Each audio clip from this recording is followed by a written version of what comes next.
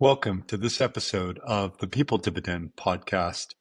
I'm your host, Mike Horne, and I am also the speaker and guest for today's episode.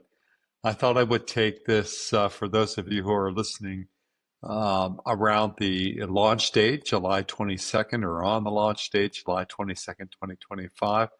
I thought I would take this particular Tuesday in midsummer in July and come back to a topic that's so familiar to many of the listeners, to many of you, and that's our focus on trust and motivation. These are themes that came out in the first book, uh, Integrity by Design, Working and Living Authentically. And for me, what I posit, what I hope to do in my leadership life, what I hope to do in my speaking life, my engagement life with others, my work as an organization and executive development consultant, is this focus on trust and motivation as vital drivers of the people dividend. You often hear me refer to it as dignity, kindness, and respect, but today I'm going to talk about it in terms of trust and motivation, trust at the heart of integrity. When we trust our leaders, we're more likely to follow them. They can display a lot of bad behaviors, I think, and get away with it if we know that they care about the people, they care about the mission. And when we encounter these folks, we witness the power of motivation and trust. These are the people you would do anything for. Look at my blog. You can see numerous examples of where I've talked about these people in the People Dividend. I talk about and describe leaders that I would do almost anything for. So today in the podcast, in today's podcast around unleashing the people dividend through trust and motivation, I want you to know that you're going to come away with a couple of key things. You'll learn more about trust and why it's foundational to the people dividend. You'll learn more about motivation and how it's essential to unlocking potential, and then the ripple effects of these of trust and motivation. So let's dig into it. If you want to cultivate, if you want to reward, if you want to reap the dividends of the people dividend at work. First, let's talk about trust. Trust is often easily given. Some people say you have to earn trust, others freely give trust. Regardless of how it comes to you, either through ease or through earn, what I do know is that once it's lost, it's very difficult to recover. It diminishes. Trust isn't one of these expandable pies, I don't think, like power. The more you give, the more you have. Trust is something, it's a renewable resource, but it has to be treated with care. And in organizational leadership, in culture, we know that trust is bedrock to really accomplishing great things. And you can see how it affects engagement, collaboration, innovation. If I don't trust you, I don't want to collaborate with you. Let's face it. There are too many other opportunities, too many others with whom I am vulnerable and willing to share my ideas, regardless of their developmental formation, that I'm more likely to collaborate with. And I'm not talking about just finding like people. It's great to be thrown into groups where there's lots of diversity and there's dissimilarity so that you can, because you do figure out better ideas, you have innovation. Innovation doesn't happen inside your head. Innovation happens with at least a pair or trio. And these are often overlooked in the importance of innovation. So it's this trust that fosters collaboration and fosters engagement. And that can contribute and lead to innovation, which if you don't have innovation, your organization can't survive. I think that may even be true of your team in the modern work environment, where we have less experience of what it means to be an organization. We have an increase in the gig economy. All of these factors, if I trust you, I'm more likely to exercise my discretionary effort on your behalf. So one of the ways that you can do this is you can be transparent with people. I'm still a believer of what we learned a long time ago is that the cover up is always worse than the lie, or usually worse than the lie. How about we add that liberty to it? So transparency, my earliest mentor, Warren Bennis, said that if it can't be found out, it will be found out.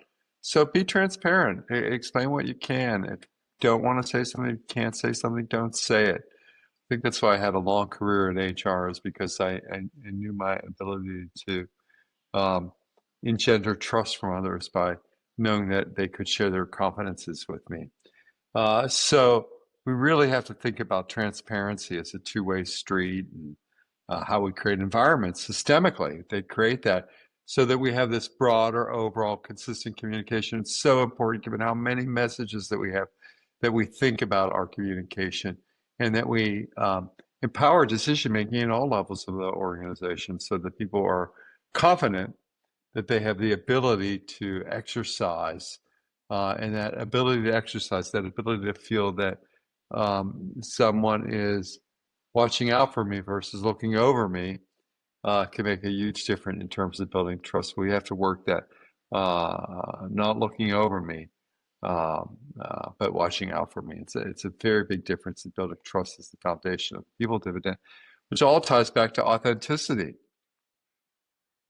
I've described trust as it's when there's a sense of, you're from an engineering standpoint, structural integrity. Things hang together well. There's an alignment between what I believe, what I say, and what I do. And it's that that centering, that alignment, that creates trust, so that people know that what they see in Mike today is like what I'm likely to get with Mike tomorrow. It's good foundation of your values, so that you are self-aware, and that you use your self-awareness in an agentic fashion, that you use your agency in order to be a positive force for leading and change, and helping others to grow and develop, and ultimately contribute to the mission of the organization. So that's one. That's trust as the foundation of the People Dividend. Thinking about it from the lens of integrity by design, working and living authentically. My first book, which I encourage you to do, buy. It does great in the business integrity world, about the ethics of leading people and leading yourself.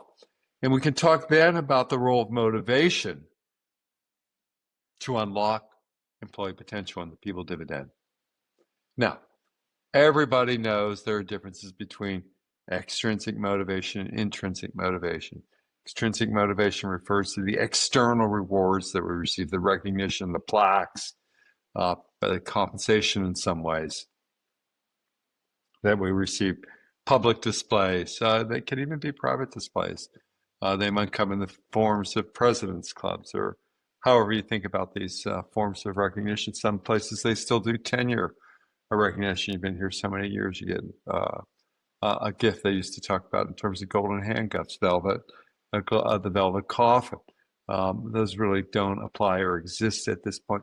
But we know the differences between intrinsic motivation and extrinsic motivation. And still, social science research continues to prove that creating a feeling of being in on things for employees is a primary motivator.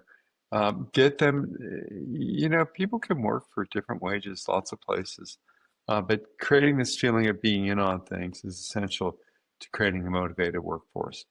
And therefore, you want to you don't want to punish people with rewards. You want to tap into their internal rewards, the intrinsic rewards. Both matter. Like my Angelo said something to the effect of, we're happy when we get paid a little more than we think we deserve, and then we contribute more, and all of the great stuff happens. So we want to understand as a manager this connection between motivation and performance. Look, when you're managing 100,000 people, 80,000 people, 50,000 people, it's hard to understand this, but when you're managing a group of 8 to 15 people, to really explore the connection between motivation and performance, and bring to mind specific things from your experience that help to motivate you and help you to understand, and what you would teach about motivation. Would you teach from the mindset of a fitness trainer? Would you teach from the mindset of a Tony Robbins? Would you teach from the mindset, what's your archetype here of teacher in unlocking potential? What's your archetype of coach? It's very hard for managers to wear both a coach and manager hat, and this is an opportunity in unlocking motivation to think more about the role of coach and manager as coach. And let's make this not pie in the sky. You don't have $1 million to spend on employee recognition. You don't have $5 to spend on employee recognition. So you have to think about the practical strategies that are out there to motivate your team, which really aligns, how do you get work to align with values? This is the great thing we work on in organizations. The intersection of personal and organizational alignment is a key way to unlock that potential. So that's why it's so important as a leader to talk about your mission, talk about the organization's mission, to repeat it again and again and again. And the greatest test for that is it clear to people. People understand it, and then to what extent do they agree? And that way we really begin to get the motivation. So we've got our trust going here. I can trust you as my leader. I'm going to give that trust. I'm going to earn that trust, but I'm not going to diminish it. I'm not going to let it fall apart. I'm going to be transparent. I'm going to engage. I'm going to collaborate. We're going to innovate. And I understand the role of motivation, intrinsic motivation in unlocking employee potential, and why both matter. And I will create practical strategies using my self-awareness, using my agentic behavior to help align values with our organizational team goals. So then let's start to link these. Let's do, 1 + 1. Let's do equals 3, more than the sum of the parts. The ripple effect of trust and motivation means that we foster these qualities not only of the employees, but of customer reputations, customer satisfaction. I was at a dinner with a customer experience author, a well-known customer experience author, a short time ago.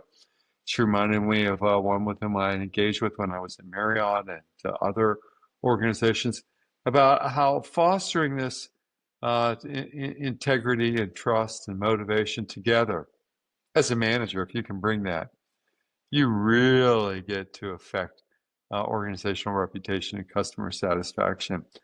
And you begin to reap the long-term, the ROI of investing in people. And that's what the People Dividend is all about. So, hey, get a copy, pick it up, find the actionable insights that are there. But what I would like you to take away from this short summer episode airing in the middle of July or whenever you're listening to it, what I hope you gain from this is that you understand the importance of prioritizing trust and motivation.